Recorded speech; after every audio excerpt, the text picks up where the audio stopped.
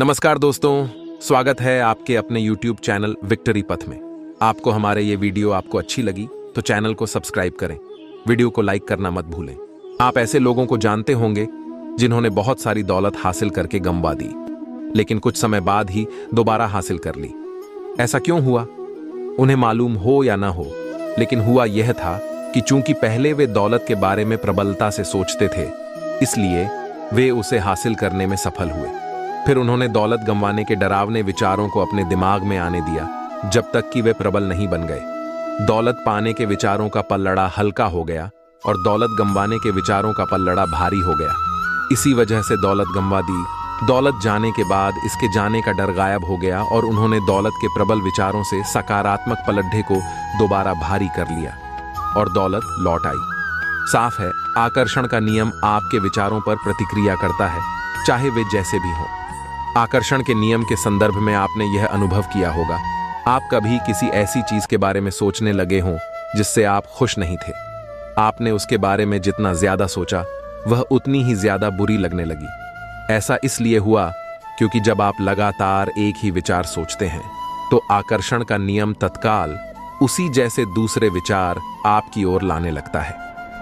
चंद मिनटों में ही आपके दिमाग में इतने सारे दुखद विचार भर जाएंगे कि स्थिति पहले से ज्यादा बुरी दिखने लगेगी। स्थान और समय हमें जीने के तरीके सिखलाते हैं। मनुष्य का जीवन बहते हुए पानी की तरह होता है, जिसमें गति तो होती है पर रूप की स्थिरता नहीं होती। किसी पात्र में रखते ही उस पानी को एक आकार मिल जाता है। परिवर्तित होने की यह विशेषता मनुष्य में भी है। शायद इसीलिए कुशल अभिनेता को हम पात्र कहते हैं। उसमें किसी भी चरित्र में पूरी तरह ढल जाने की योग्यता होती है। हम जहां होते हैं वहां के वातावरण में हमें रमना पड़ जाता है। हमारा व्यवहार, हमारी भाषा और हमारे संस्कार उस वायुमंडल के अधीन काम करते हैं। मानव सभ्यता का विकास यात्राओं से ही तो हुआ है। हम जहां भी गए वहां के सर्वोत्तम तत्वों को ग्रहण करते गए। अनुभव के तत्वों के चयन से भाषाएं समृद्ध होती गईं। संस्कार और व्यवहार में परिवर्तन होते रहे। हमने कुछ दिया और कुछ लिया। इस आदान प्रदान ने ही मूलतः मनुष्य को मनुष्य बनाया। अन्यथा कुएं का मेंढक कहां जान पाता कि बाहर की दुनिया कितनी बड़ी है। हम जानते हैं, सभ्यताएं कम और संस्कृतियां तेजी से बदलना जानती हैं। हमें भी स्थानवाची न होकर कालवाची बनना है।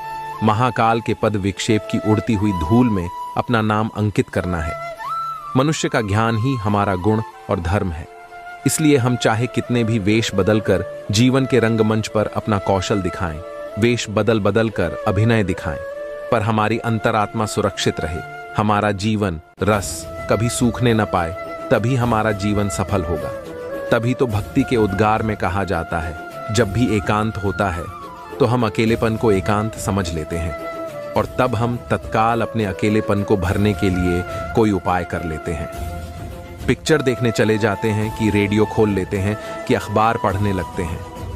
कुछ नहीं सूझता तो सो जाते हैं, सपने देखने लगते हैं, मगर अपने अकेलेपन को जल्दी से भर लेते हैं। ध्यान रहे, अकेलापन सदा उदासी लाता है, एकांत आनंद लाता है। वे उनके लक्षण हैं।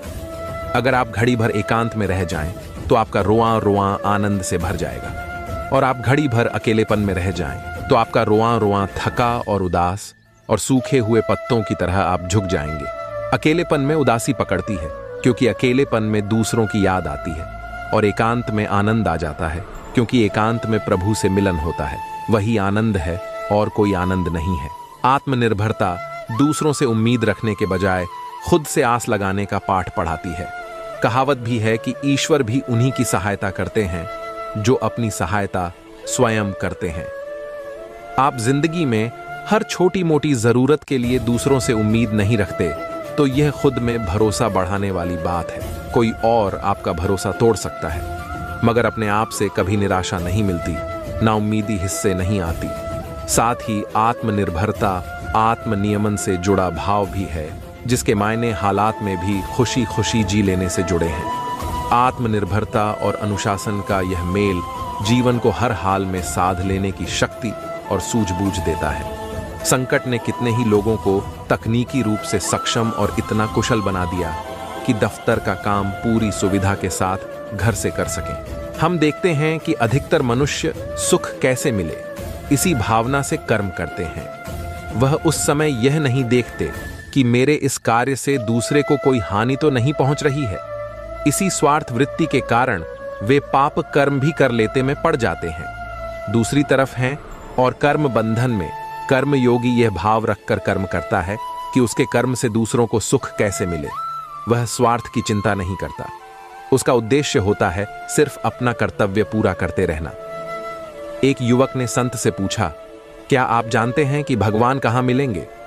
संत ने गंभीर होकर कहा, तुम अगर यही मान बैठे हो कि पूजा स्थलों व तीर्थ स्थलों में ही मिलेंगे तो यह भ्रम है।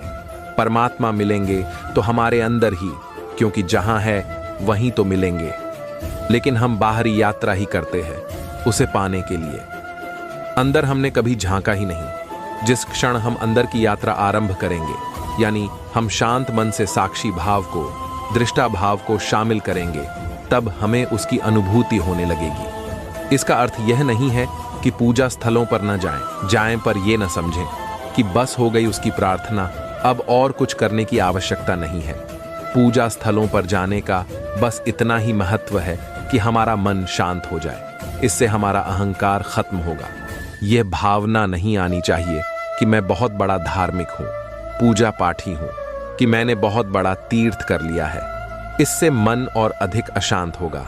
बस तीर्थ का लाभ मन को शांत करने में ही करना है।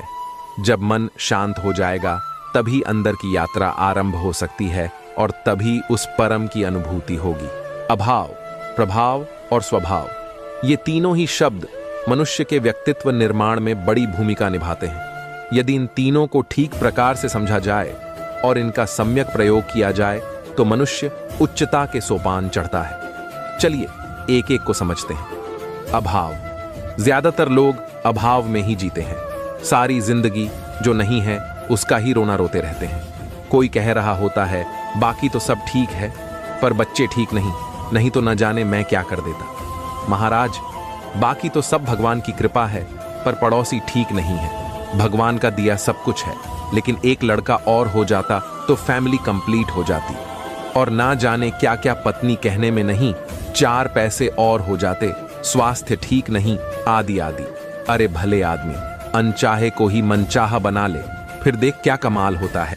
जो प्राप्त है वो पर्याप्त है वाला दृष्टिकोण अपना लिया जाए तो जीवन में शांति, सुख, चयन और प्रसन्नता आएगी। प्रभाव, ज्यादातर लोग दूसरे के प्रभाव में जी रहे होते हैं और उससे प्रभावित होते हैं। उसके पास इतना पैसा है, बड़ी गाड़ी है, बंगला है, मेरे पास क्यों नहीं? फलाना ऊंचे पद पर आसीन है, फलां का ड्रेसिंग सेंस अच्छा है, और ना जाने क्या क्या। मानव स्वभाव है कि वो हमेशा दूसरों की ओर देखता है। अरे, ईश्वर ने तुझे सबसे भिन्न बनाया है, तुझ में अपार शक्तियां और संभावनाएं छिपी हैं। जरा अपने अंदर भी झांके, कभी अपने से भी मिले। कब तक दूसरे की भेड़ें गिनते रहेंगे? स्वभाव, जैसे अग्नि का स्वभाव है दाहकता, पानी का स्वभाव है आर्द्रता, वैसे ही मनुष्य का स्वभाव है मानवता। शांति, प्रसन्नता, प्रेम, करुणा उसका निज रूप है। हाँ, कभी कभी वह दूसरों के संसर्ग में आकर अपना स्वभाव भूल जाता है, पर फिर अपने मूल स्वभाव में लौट आता है। गुस्से में, तनाव में, अशांति में वो ज्यादा देर नहीं रह सकता, पर अपने निज रूप में जिंदगी भर रह सकता है। अच्छा हो अपने अभाव को भुलाकर दूसरों के प्रभाव में न आकर अपने स्वभाव में जिया जाए। यह भी समझ लिया कि चिंता बुरी वस्तु है, उसे मन में आने नहीं देना चाहिए, परंतु यह भी तो पता चले कि ऐसा करने का ढंग क्या है, मार्ग क्या है। पहले यह सोचो कि चिंता आती कहां से है। कोई भी कहां आता है? वहां आता है जहां स्थान खाली हो। चलिए एक उदाहरण से इसे समझते हैं। कहीं कोई उत्सव चल रहा हो, हॉल खचाखच भरा हो, बाहर का बरामदा भी भरा हो, कहीं तिल धरने का स्थान ना हो और बाहर से आ जाए कोई नया व्यक्ति, तो वह इसमें आएगा कैसे? इधर उधर देखेगा, स्थान नहीं हो तो बाहर खड़ा रहेगा, कुछ देर के बाद वापस ही चला जाएगा। इसी प्रकार हमारी बुद्धि में, हृदय में, चित्त में और मन में परमात्मा का विश्वास, ईश्वर की भक्ति और आत्मा का सत्य ज्ञान पूरी तरह हो तो चिंता आएगी कहां? आएगी अवश्य, बाहर से झांकेगी, टक्कर मारेगी और निराश होकर वापस चली जाएगी। स्थान ही नहीं तो बैठेगी किस प्रकार? मन, बुद्धि, चित्त और हृदय में सब जगह ईश्वर ही ईश्वर, उसका प्यार है। ये धारणा बन जाए कि वो जो करता हमारे कल्याण के लिए करता है, तब बेचारी चिंता के लिए कहाँ स्थान बचता है। ये विश्वास एक बार हो जाए, अमीरी आती है, अच्छी बात है आए जाए, अमीरी गरीबी आती है, अच्छी बात है आए, बीमारी आती है आए, स्वास्थ्य आता है आए, सब अच्छे हैं। बच्चे हैं तो भी अच्छी बात है, नहीं हुए तो भी अच्छी बात है। हर हाल में खुश रहो, क्योंकि खुशी का आनंद का वह भंडार तुम्हारे अंदर बैठा है।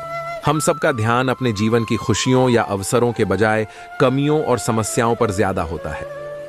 मैं यह बात अपने अनुभव से कह रहा हूं, क्योंकि हर महीने औसतन लगभग 50,000 लोगों से मेरी बातचीत होती है। एक प्रोफेसर क्लास में गए और उन्होंने दीवार पर बहुत बड़ा सफेद रंग का कागज लगाया, जिसके बीच एक छोटा सा काला धब्बा लगा हुआ था। सफलता पर आधारित हमारे प्रोग्राम में हम कृतज्ञता की एक अद्भुत गतिविधि करते हैं। इस गतिविधि में सभी को एक पेपर पर उन चीजों की सूची बनानी पड़ती है जिनके लिए वे कृतज्ञ यानी आभारी हैं। कोई ऐसी चीज जिससे दुनिया में कोई न कोई वंचित है, जैसे मेरे पास आंखें हैं, सोचने के लिए दिमाग है, घर है, परिवार है, मैं पढ़ाई कर पाया, मैं अपने हाथों से काम कर सकता हूँ और पैरों से चल सकता हूँ, मेरे पास टीवी है, मोबाइल है, बाइक है, कार है, इज्जत है, कोई प्यार करने वाला है, आदि आदि। मैं आभारी हूँ क्योंकि दुनिया में ऐसे करोड़ों लोग हैं जिनके पास ये नहीं है और इसका मोल वे ही समझते हैं। उसके बाद एक और शीट पर उन्हें तकलीफें लिखने को कहा जाता है। सब आश्चर्यचकित हो जाते हैं जब उन्हें ये एहसास होता है कि हमारी तकलीफों की सूची कृतज्ञता की सूची से बहुत ही छोटी है और लगभग नहीं के बराबर है। इसके बाद उन्हें एहसास होता है कि वे ढूंढ ढूंढ कर समस्या निकाल रहे थे, जबकि जीवन में खुश होने के लिए भी बहुत कुछ था। आप आज ही कृतज्ञता की सूची बनाइए। हर चीज के बारे में लिखिए जो आपके पास है, लेकिन दुनिया में अनेक लोगों के पास नहीं है। सूची में छोटी से बड़ी हर नेमत के बारे में लिखें। उसके बाद तकलीफों की सूची बनाएं। यदि आप यह काम ईमानदारी से करेंगे तो आज ही आपका जीवन खुशी से भर उठेगा। तो क्रांतिकारी सलाह याद रखें, कमियां नहीं, खुशियां ढूंढिए। समस्या पर कम, समाधान पर ज्यादा समय लगाएं। परिस्थितियों पर रोए नहीं, सुधारने का प्रयास करें। दूसरे की भलाई में किया गया काम यज्ञ बन जाता है। गीता में भगवान कहते हैं कि ऐसे मूढ़ मनुष्य मुझे न प्राप्त होकर आसुरी शरीर को प्राप्त होते हैं, फिर उससे भी अति नीच गति को प्राप्त होते हैं, यानी घोर नरक में पड़ते हैं। इस प्रकार हम संपदा और आसुरी संपदा वाले दोनों प्रकार के मनुष्यों का प्रत्यक्ष अनुभव की कर रहे हैं। जब दूसरों का हित करने से कर्म होता है, तब हमारा हित तो स्वयं ही होता है। गीता में आता है कि ब्रह्मा जी मनुष्यों से कहते हैं कि तुम लोग अपने अपने कर्तव्य पालन से सबकी वृद्धि करो, उन्नति करो। दूसरों के हित के लिए ही अपने अपने कर्तव्य कर्म करने से हम सबकी लौकिक और पारलौकिक उन्नति हो सकती है। इसलिए हमें अपना प्रत्येक स्वयं करने में बड़ा ही विचार करना, सावधान रहना चाहिए है कि हम जो कर्म कर रहे हैं वह निष्काम भाव से हो रहा है, उसके पीछे हमारा कोई स्वार्थ छिपा हुआ है। अपनी तरफ से किए जाने वाले सभी कर्मों का अच्छा, बुरा या मिला जुला फल हमें स्वयं ही भुगतना पड़ेगा। इसके लिए किसी अन्य को दोष नहीं देना चाहिए। मनुष्य के रूप में हम सभी में खुश और दयालु होने की क्षमता है, साथ ही हम में दूसरों को दुख पहुंचाने की क्षमता भी है। यदि हम खुश रहना चाहते हैं तो महत्वपूर्ण बात यह है कि हम सकारात्मक और उपयोगी पहलुओं को बढ़ावा देने और नकारात्मकता को कम करने का प्रयास करें। नकारात्मक कर्म तत्काल संतुष्टि तो दे सकते हैं, लेकिन दीर्घावधि में ये हमारे लिए हमेशा दुख ही लेकर आते हैं। सकारात्मक कार्य हमें सदैव आंतरिक शक्ति प्रदान करते हैं। ये आंतरिक शक्ति ही है जो हमारे डर को कम करती है और आत्मविश्वास बढ़ाती है, और यही आत्मविश्वास दूसरों की मदद करने की हमारी भावना को बढ़ाता है। इसलिए यह बहुत महत्वपूर्ण है कि हम अपनी अच्छी और बुरी दोनों क्षमताओं को पहचानें। सवाल है कि गहरे मानवीय मूल्यों की समझ को बढ़ावा कैसे दिया जाए। यह गहरा मानवीय मूल्य करुणा, देखभाल की भावना और प्रतिबद्धता है। बिना इसके आप खुश नहीं रह सकते। करुणा और मानवीय स्नेह की जरूरत हमें केवल जीवित रहने के लिए ही नहीं है, बल्कि ये तो जीवन में सफलता और खुशी के स्रोत हैं। करुणा और प्रेम को सकारात्मक विचारों और भावनाओं के रूप में परिभाषित किया जा सकता है। जो जीवन में आशा, साहस, दृढ़ संकल्प और आंतरिक शक्ति जैसी आवश्यक चीजों को जन्म देते हैं। बौद्ध परंपरा में करुणा और प्रेम को एक ही चीज के दो पहलुओं के रूप में देखा जाता है।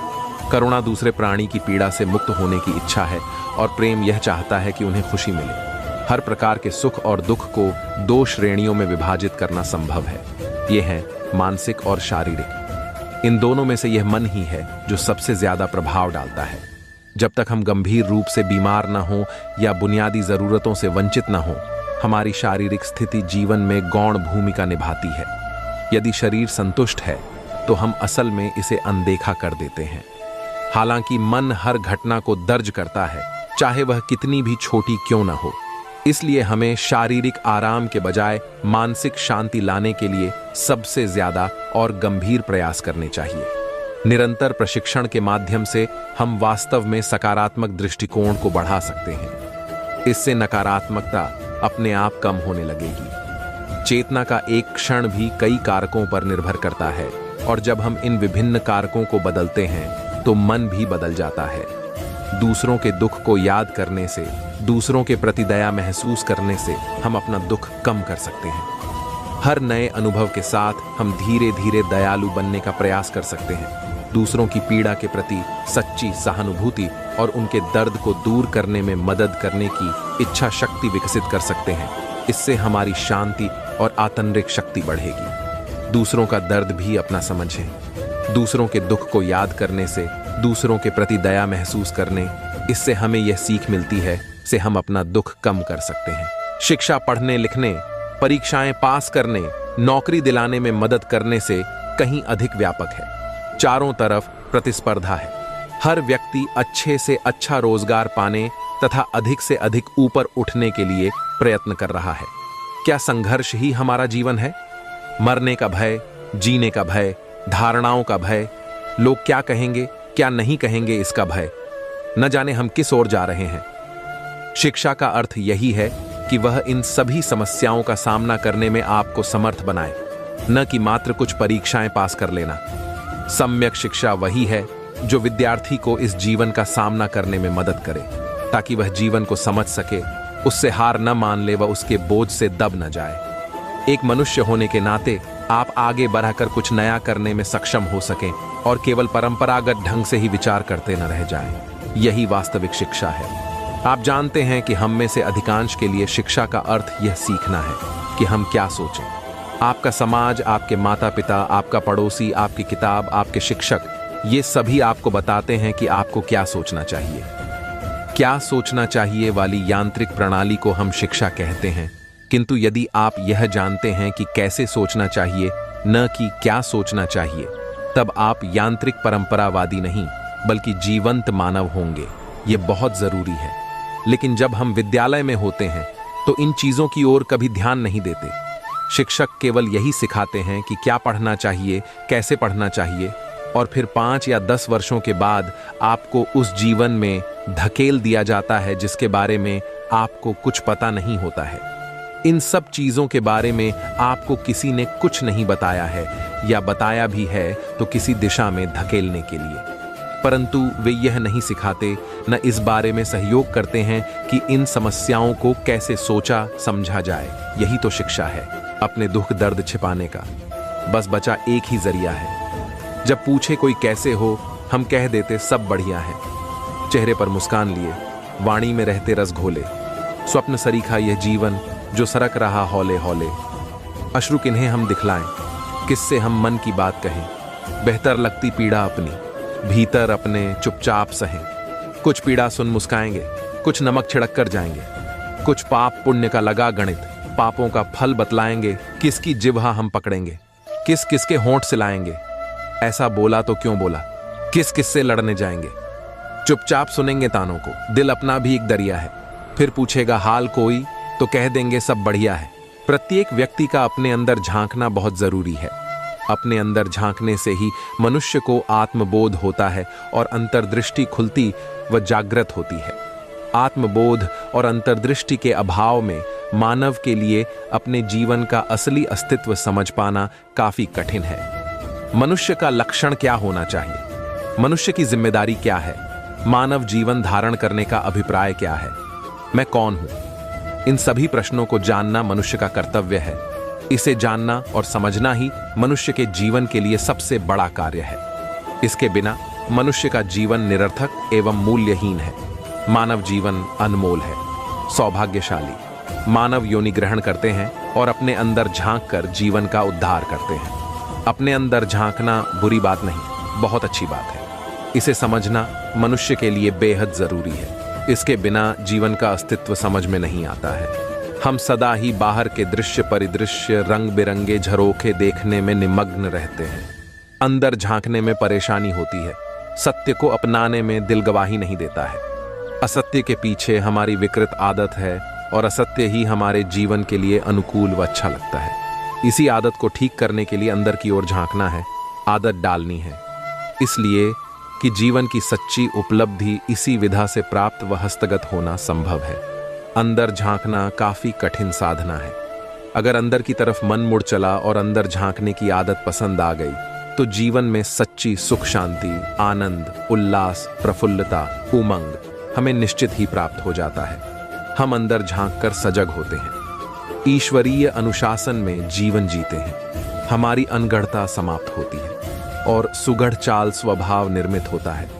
हम काफी संतोष और निश्चितता का अनुभव करते हैं। हमें स्वयं पर विश्वास होता है। जब हम अंदर नहीं झांकते हैं तो स्वयं और ईश्वर पर विश्वास नहीं कर पाते हैं।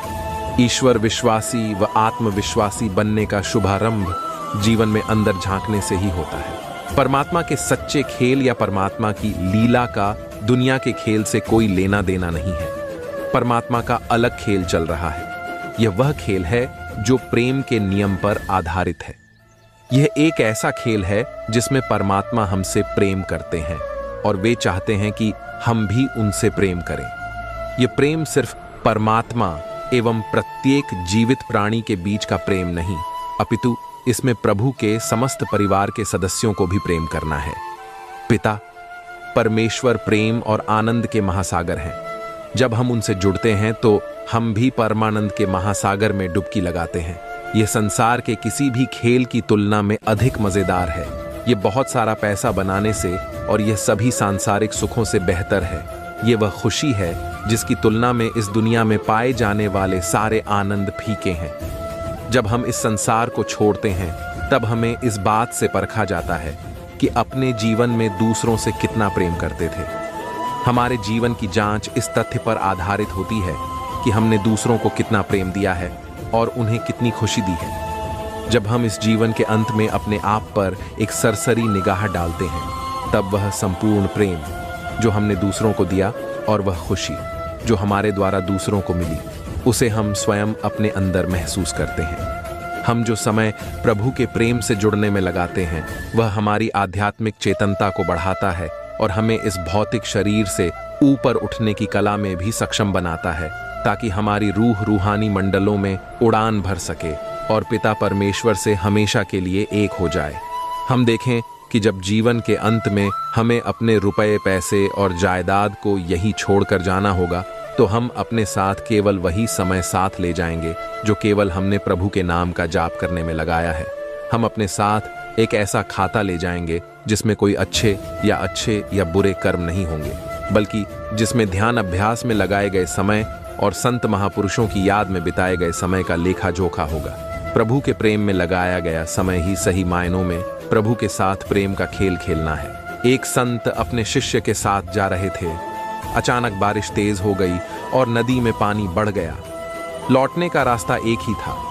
जो सकरा सा पुल था उस पर से पानी बह रहा था। गुरु ने शिष्य से कहा, मेरा हाथ पकड़ो, हम पार कर लेंगे। पर शिष्य ने हाथ नहीं पकड़ा। गुरु जी के बार बार कहने पर भी शिष्य नहीं माना, तो गुरु ने हाथ पकड़ा और खींचकर नदी के पार ले गए और बोले, मैं इतनी देर से बोल रहा हूं, मेरा हाथ पकड़ लो, तो हाथ क्यों नहीं पकड़ा? इस पर शिष्य ने बहुत ही प्यारा, दिल को छू लेने वाला उत्तर दिया, मेरे गुरुवर, मैं बहुत ही कमजोर और दुर्बल हूं। मुझे खुद पर भरोसा नहीं था।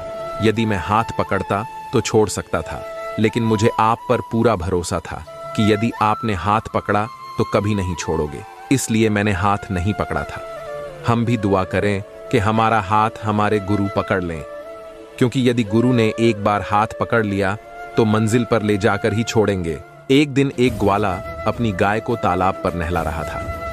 तभी उसने देखा कि पेड़ की ओट में एक साधु ने कुछ अशर्फियां गिनकर अपने बटुए में रखीं और उन्हें अपने जटाजूट में छिपा लिया। यह देख ग्वाले ने एक योजना बनाई। उसने साधु के पास जाकर उन्हें प्रणाम कर कहा, बाबा, आज शाम आप मेरे घर पधारिए। अब तक मुझे कोई सच्चा गुरु नहीं मिला। कृपा कर मुझे और मेरी पत्नी को अपना शिष्य बनाकर हमारा जीवन धन्य कर दीजिए। साधु का लोभ जागृत हुआ। वह बोला, बच्चा, यदि तू मुझे दक्षिणा में 2 अशर्फियां देगा तो मैं तुम दोनों को शिष्य बनाऊंगा। ग्वाला मान गया। शाम को साधु ग्वाले के घर आया। ग्वाले और ग्वालिन ने प्रेम पूर्वक साधु को बैठाया और फिर व्यंजनों से भरी थाली परोसी। भोजन के बाद साधु ने विश्राम किया। जब साधु के जाने का समय हुआ तो उसने दक्षिणा मांगी। ग्वाले ने अपनी पत्नी को संदूक की चाबी देकर कहा, संदूक में अशर्फियां रखी हैं, उनमें से 2 गुरुजी को दे दो। ग्वालिन को संदूक में अशर्फियां नहीं मिली। जब उसने ग्वाले से यह बात कही तो वह चिढ़कर बोला, मैंने अपने हाथों से अशर्फियां संदूक में रखी थीं, जरूर तूने ही उन्हें छिपाया है। मैं तेरी तलाशी लूंगा। ग्वालिन ने तलाशी दे दी किंतु अशर्फियां नहीं मिली। तब ग्वाले ने खुद की तलाशी भी ग्वालिन से लेने को कहा। अशर्फियां तब भी नहीं मिली। फिर ग्वाले ने साधु को ग्वालिन के शंकालु स्वभाव का हवाला देकर उनकी भी तलाशी देने को कहा। बाबा के जटाजूट में से अशर्फियां निकलने पर ग्वाला बोला, देख भागवान, साधु महाराज ने अपने तप से हमारी अशर्फियां ला दी। अब इनमें से 2 उन्हें अर्पित कर शेष संदूक में रख लें। ग्वालिन ने यही किया। लोभी साधु मन मसोस कर रह गया। वस्तुतः लोभ करने से प्रतिष्ठा चली जाती है, इसलिए लोभ से बचना चाहिए। एक दिन विदेश से एक आदमी आया। उसने अपने जीवन में कभी हाथी नहीं देखा था। एक दिन उसकी हाथी देखने की इच्छा हुई। वह व्यक्ति उस गांव जा पहुंचा जहां बहुत सारे हाथी थे। हाथियों को देखकर उसे बड़ा आश्चर्य हुआ। उनकी बड़ी सूंड, लंबे दांत और बड़े कान थे। उसने सोचा, हाथी तो बहुत ही बड़ा और शक्तिशाली है। फिर उसने देखा हाथी एक ही जगह खड़े हैं और कहीं जा नहीं रहे हैं। उसने हाथी के मालिक से पूछा, हाथी कहीं जाते क्यों नहीं हैं? ये यहीं क्यों खड़े हैं? तभी उसने हाथी के पैरों में एक पतली सी रस्सी बंधी हुई देखी जो एक पेड़ से बंधी हुई थी। उस व्यक्ति ने सोचा, हाथी तो इतना बलवान जानवर है, इसके पैरों में जो डोर बंधी हुई है ये तो बहुत ही पतली है, इसे तो यह बहुत आसानी से तोड़ सकता है। उसने हाथी के मालिक से पूछा, क्या सचमुच में ये हाथी बलवान है? महावत ने कहा, हाँ बिल्कुल, ये बहुत शक्तिशाली है। ये अपनी सूंड से छोटी सुई से लेकर भारी पेड़ों तक को उठा सकते हैं। तो उस व्यक्ति ने कहा, फिर ये रस्सी तोड़कर भाग क्यों नहीं जाते? महावत ने कहा, जब ये बच्चे थे तो इन्हीं डोरियों से इन्हें बांधा जाता था और तब ये इतने बलवान नहीं थे कि इस डोर को तोड़ सकें। धीरे धीरे ये बड़े हो गए हैं, परंतु इनके मन में यह एहसास घर कर चुका है कि वे इस डोर को नहीं तोड़ सकते और इसलिए ये यही बंधे रहते हैं और कहीं जाते नहीं हैं। यही हाल हम मनुष्यों का है। हम अपनी शक्ति को नहीं पहचान पाते हैं। आवश्यकता है अपनी क्षमताओं को पहचानने की, क्योंकि हमें ऐसा लगता है कि हम इस कल्पना के जाल को तोड़ नहीं पाएंगे और हम इन्हीं से बंधे रहकर गुलामों की तरह अपना जीवन व्यतीत कर देते हैं। मनुष्य भी उस हाथी की तरह ही शक्तिशाली है, किंतु दोनों को ही अपनी ताकत का एहसास नहीं है। अगर हम क्रोध की जड़ को पहचानने का प्रयास करें तो यही सामने आता है कि बाहरी गतिविधियां ही इसका कारण हैं। इनमें से कुछ ऐसी हैं जो किसी न किसी रूप में हमारे विरुद्ध कार्य कर रही हैं। लेकिन क्या आप इस बात से इत्तेफाक नहीं रखते कि जब बाहरी हालात हमारे विरुद्ध होते हैं तो हमें अपने लिए और ज्यादा सपोर्टिव हो जाना चाहिए? लेकिन सामान्य मनुष्य इससे ठीक उलट कार्य करता है। जब हालात अनुकूल नहीं होते तो हम और ज्यादा आक्रामक हो जाते हैं, हम और ज्यादा क्रोधी हो जाते हैं, जबकि हमारा ऐसा करना अंदरूनी तौर पर हमें और ज्यादा परेशान करता है। हालात हमारे लिए पूरी तरह प्रतिकूल हो जाते हैं। जिस पर आप क्रोधित हुए उससे कहीं ज्यादा कष्ट आपको झेलना पड़ जाता है। जो व्यक्ति अपने ही विरुद्ध जा रहा है, क्या आप उसे एक समझदार इंसान कह सकते हैं? निश्चित तौर पर उसे एक नासमझ ही माना जाएगा। अगर आपके लिए यह एक सुखद अनुभव है तो आप दिन रात क्रोधित रहें, आप हमेशा गुस्सा करते रहें, किसी को कोई परेशानी नहीं होगी। अगर आप इसे एंजॉय कर रहे हैं तो ऐसा करते रहें, किसी को कोई समस्या नहीं है। लेकिन अगर यह आपके लिए ही कष्टप्रद हो जाता है तो आप ही बताइए, यह कष्ट अपने लिए किसने चुना है? आपके आसपास बहुत से ऐसे लोग हैं जो इस कष्ट के लिए किसी अन्य को उत्तरदायी ठहराने का प्रयत्न करेंगे। ये लोग जो करना चाहते हैं वही करते हैं, लेकिन क्या आप भी वही कर रहे हैं जो आप चाहते हैं? यही सवाल सबसे ज्यादा महत्वपूर्ण है। क्या आपने अपने मस्तिष्क को इस बात के लिए तैयार कर लिया है कि आप क्या करना चाहते हैं, आपको कैसे रहना है? अगर आप अंदरूनी हालातों की वजह से खुद को परेशान करते हैं तो आप ही बताइए, इसमें कैसी समझदारी? अब आप ही बताइए, आपका गुस्सा होना, आपका क्रोध करना समझदारी की पहचान है या आपकी नासमझी की? जब आप अपनी इस नासमझी को समझ जाएंगे तभी आपको वास्तविक रूप में सुखद अनुभव होगा और आपका क्रोध अचानक ही कुछ दिनों में गायब हो जाएगा।